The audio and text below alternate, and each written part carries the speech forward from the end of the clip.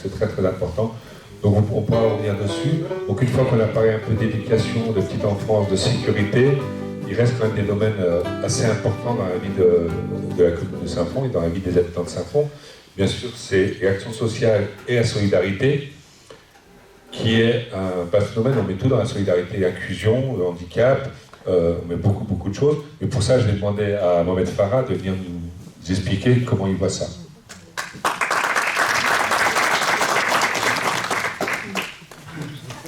Merci. Bonsoir à tous et à toutes. Je commencerai par me présenter déjà. Donc voilà, je suis impliqué dans la vie publique à Saint-Fond depuis pas loin. Je suis venu en 2004. On habite Saint-Fond depuis 2004 avec ma famille. Je suis marié, 2 enfants, qui sont là déjà tous les deux. Et voilà, je me suis impliqué dans la politique, dans la vie publique à Saint-Fond depuis 2008. J'ai été adjoint à l'éducation, Sabrina vous a présenté un petit peu ce volet qui est très important dans notre ville. Derrière ça, il y a aussi le média qui est venu aussi mettre sa pierre sur l'édifice. Mais là, aujourd'hui, bon, je vais vous présenter l'action sociale, sur laquelle je n'ai pas exercé, mais on habite tous Saint-Fond, on connaît toutes les problématiques de Saint-Fond. C'est un volet extrêmement important dans la ville de Saint-Fond.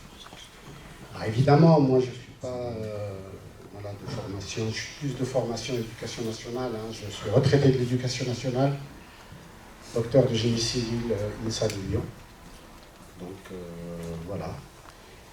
Alors, sur le champ social, comme vous le savez, l'action sociale est un élément fédérateur important permettant la cohésion sociale dans notre pays et particulièrement dans notre ville.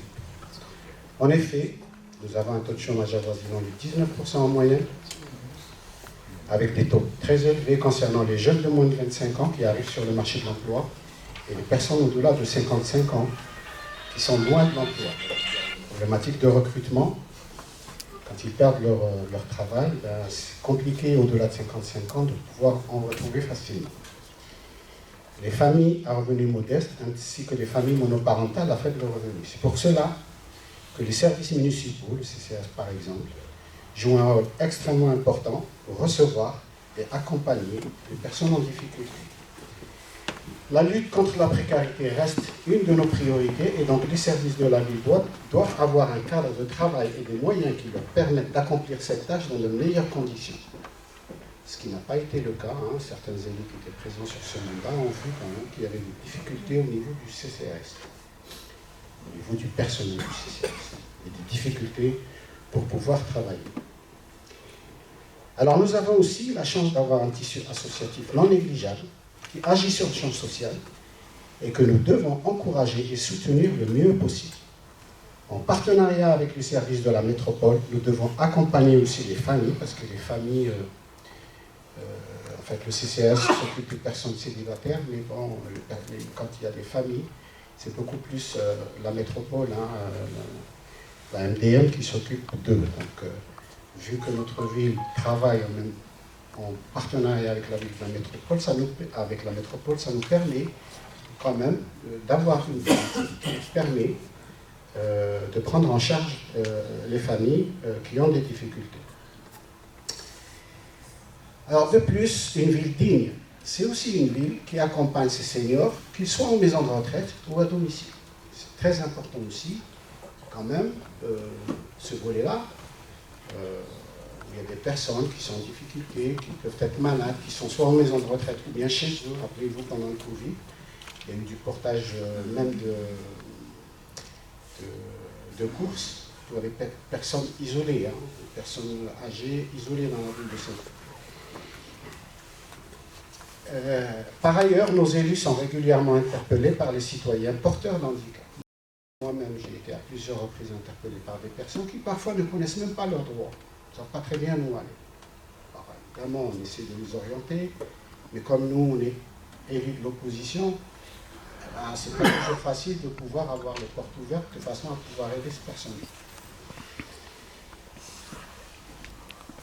Alors, ils doivent avoir accès à l'ensemble des services municipaux et être accompagnés le mieux possible. Nous devons travailler davantage sur l'accessibilité des bâtiments et l'espace public. Vous savez qu'il y a des lois sur l'accessibilité depuis 2015, que beaucoup de villes ont un retard sur ce champ-là, pour essayer de mettre l'accessibilité en place au bénéfice des personnes à mobilité réduite, par exemple. Et donc, il y a eu certainement avant des travaux, mais il faudra justement continuer ces travaux et puis essayer d'augmenter la cadence pour pouvoir les réussir au bénéfice des personnes concernées.